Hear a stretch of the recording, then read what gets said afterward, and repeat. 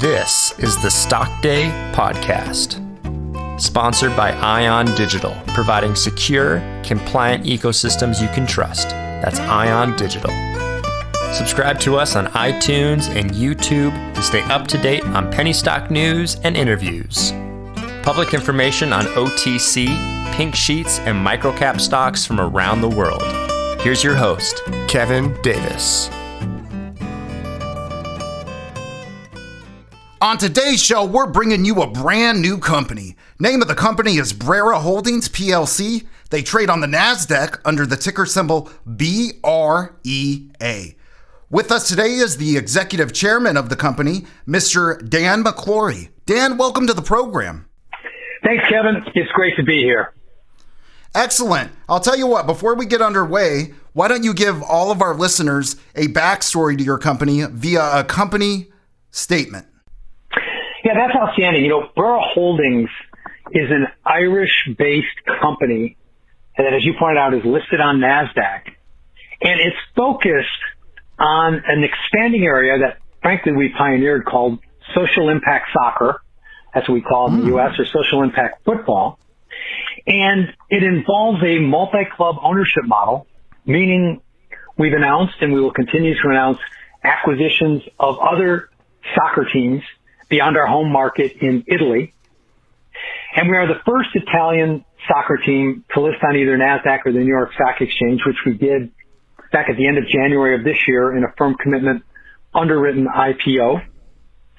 We enjoy great brand recognition in our home market. We're known as the third team of Milan. The two teams ahead of us have over $1 billion valuation each. Wow. And we're really looking to create value from a bottom-up approach, which is going into tertiary and secondary markets of Europe, buying first division teams, in many cases rebranding them Brera, and then have a holding company full of this multi-club ownership. Each one of those teams, if they win their country, we have a chance to go to a UEFA tournament, turn significant appearance and prize money. And these are countries, by the way, that don't immediately come to mind when you think of Europe. I'm talking about places like North Macedonia, Liechtenstein, Andorra, Gibraltar, San Marino. You might even call them, Kevin, micro-states. But you could win Andorra and it'd be like winning Spain. And you go on to a UEFA tournament and next thing you know, you're getting significant prize money. And there's also the opportunity to exchange players in what's called the transfer market between those various clubs. So there are some very interesting economies. And furthermore, we've created a feeder system out of Africa with a new team we've established in the second division of Mozambique to create talent, to develop it, and to onboard it into Europe when appropriate. Dan, you know, one thing I'm hoping you can help me understand before we really get into the Q&A here. What is the popularity of soccer worldwide? I mean, you know, we like soccer here in the United States. You know, we call it soccer. In every other country, it's pretty much called football, which makes sense because you're hitting the ball with your foot. But me not being a soccer player and not being a huge sports aficionado, I really want to know from a market perspective, you know, how popular is soccer? Can you help me out with that? Well, Kevin, that's almost like a planted question because it's the most popular sport in the world. So football, or the beautiful game as it's referred to, is viewed and enjoyed by more people globally than any other sport that would come to mind by a large margin. So not only is it the most popular sport, but it enjoys fan followings that are quite impassioned. We may experience here in the U.S. during the World Cup or the Olympics when we get behind our country or other countries to battle against themselves, but it is a 24/7, 365-day-a-year literal pursuit for the rest of the world. Yes, it is. It enjoys quite the popularity worldwide. Wonderful. You know, one of the things that you talked about in your about statement was a concept called multi-club ownership of soccer teams. How is that relevant to your company? Well, we've all heard about the billionaire owners and the marquee teams like Chelsea and Manchester United or Paris Saint-Germain. And, you know, sometimes those owners are beloved. Sometimes they're hated. In the case of Manchester United, for example, the Glazer family. So multi-club ownership says don't put all your eggs in one basket. By controlling stakes or even minority positions in a number of clubs, in a number of geographies, in a number of markets, perhaps in a number of different division levels, and diversify and hedge your bets. So multi-club ownership is really coming to the fore with the arrival of significant amounts of private equity capital and high net worth capital that's literally flooded the global football market. You see it most in Europe. The Premiership in the UK is a prime example of that.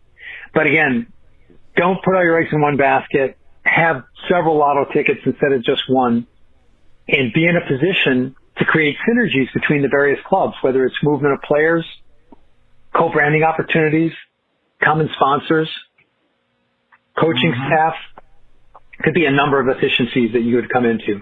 No, that absolutely makes sense. I want to shift gears and talk about Brea FC in Milan. You know, what is that? How does it fit into the concept of social impact soccer? And, you know, I know that's based in Italy, but what does it mean globally besides Italy? Yeah, Brea FC was established over 20 years ago in Milan, Italy, the industrial and financial capital of Italy, based in the north, by a couple of friends of mine that I've known for 30 years. And in the DNA of Brea FC was always the social impact facet. And just so we don't create any impressions here that aren't accurate, Brea plays right now in about the 7th division in Italy. It's been as high as the 4th division, which is called Serie D. But that's not what Brea FC stands for. That's not what Brea plays for. Brea plays for having a rainbow roster, a team that's composed of immigrants, refugees, unemployed, college students. And they come together and play in the highest end, most wealthy area of Milan, which is Brera. It's a place name for the center of Milan. Interesting. At an arena that dates back to the age of Napoleon, the oldest continuous soccer playing stadium in Europe. And Brea FC took this model of social impact soccer and implemented it aggressively. So you will find over the years that Brea has put together leagues inside of prisons, prisoners playing each other, prisoners and guards playing together. They've created programs to teach children of immigrants at vocational technical schools how to play the beautiful game. They put together a soccer school where the children of the wealthy of Milan come to and play in this historic arena, and it's instructed by this rainbow roster of players. And it's garnered a lot of media attention within Italy. There's been a mini-series done on the state broadcaster. There's been a tournament created by Brea FC called the Phoenix Trophy, and it's known as the Champions League for amateurs in Europe. That's what the BBC actually calls it.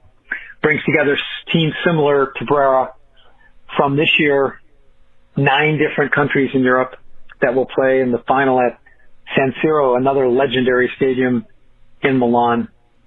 But it's really about the catchline of the company, which is, of the team, I should say, which is making friends, not millionaires. And of course, now that we're listed on NASDAQ, we talk about making friends into millionaires. I'm just joking. By virtue of following the company and supporting it. So in today's age of ESG and social impact and impact investing, this whole area has become an extremely hot topic. But guess what? Brea didn't just put that on 5 minutes ago to look fashionable. Brea's had it in its DNA and its very makeup, its character, for more than 2 decades. So we get a lot of attention from the media, a lot of attention from corporate sponsors who would like to associate with that brand. And like so many great brands coming out of Italy, we are exporting that brand, and we're putting the Brea brand on football clubs in other parts of Europe as well as Africa. You guys completed your IPO about 90 days ago, and you're now on the NASDAQ under BREA. Tell me about your acquisition strategy. Sure. Well, as you would know from many of the other companies that you feature on the show, Kevin, having a NASDAQ-listed company gives you a tremendous platform to execute an acquisition strategy. Of course, raising capital from the firm commitment IPO was key, and it was a very modest amount, $7.5 million that we raised. It's a challenged IPO market nowadays. But having the NASDAQ shares to be able to use for acquisitions has been of great interest because we've received lots of inbound from teams that would like to sell to us, some from teams that would like to buy us, others from various vendors and organizations that would like to sell us things to help us in our business. But having that NASDAQ platform and being the first Italian football team to list in the U.S. and in particular on NASDAQ is a great advantage. So when we go into these smaller markets I mentioned before, Liechtenstein, Andorra, Gibraltar, San Marino, and we talk to clubs there after they've contacted us about possible acquisition scenarios, it has really, really worked out well to be a NASDAQ-listed company. Absolutely. Folks, you've been listening to Dan McClory. He's the executive chairman of the company Brera Holdings PLC. They do trade on the NASDAQ under the ticker symbol BREA. They also have a great website over on the internet there at www.breraholdings.com. That's going to be BRERA holdings.com. I'll tell you what, Dan, I want to give you the final word. What do you want folks to take away from today's interview? Well, I think they should understand that in this global industry of soccer, we'll call it football again, which is what everybody outside of America refers it to as, there are a lot of villains. There are a lot of bad guys. There are a lot of billionaire owners that fans don't like, and they think that the owners don't care about them and making money off of their backs and buying and selling players. This industry needs a hero. And Brera FC is the hero of the football industry. We're doing it from the ground up with social impact. We're doing it in marginalized tertiary markets of Europe and Africa.